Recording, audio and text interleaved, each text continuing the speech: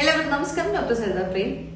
50 വയസ്സ് കഴിഞ്ഞാൽ പിന്നെ സൺസ്ക്രീൻ ഒക്കെ ഉപയോഗിക്കണം, തീർച്ചയായിട്ടും ഉപയോഗിക്കണം. എന്തുകൊണ്ടെന്നറിയാമോ? 50 വയസ്സ് കഴിഞ്ഞാൽ നിങ്ങളുടെ സ്കിന്നിന്റെ ഇലാസ്റ്റിറ്റി കുറയും, നിങ്ങളുടെ സ്കിന്നിന് ചുളുങ്ങാനും അതേപോലെ തന്നെ നിറയെ പിഗ്മെന്റേഷൻ വരാനുള്ള സാധ്യതയുണ്ട്.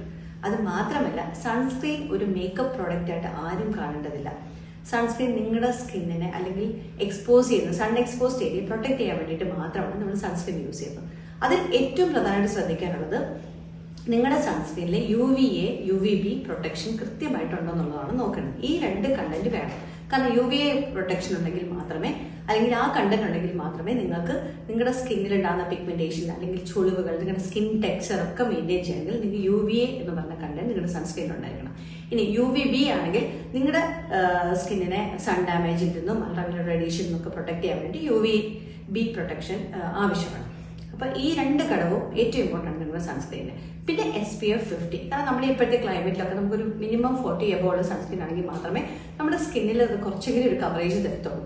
അതുകൊണ്ട് 50 ഇയേഴ്സിന് ശേഷം സൺസ്ക്രീൻ അനിവാര്യമാണ്.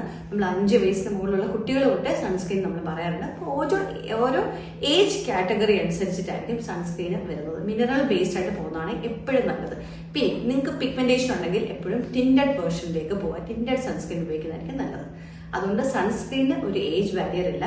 സൺസ്ക്രീനും മോയ്സ്ചറൈസറും നിങ്ങൾ ഏത് ഏജിലും ഉപയോഗിക്കേണ്ടത് തന്നെയാണ്. എല്ലാവരിലേക്കുമായി ഷെയർ ചെയ്യുക.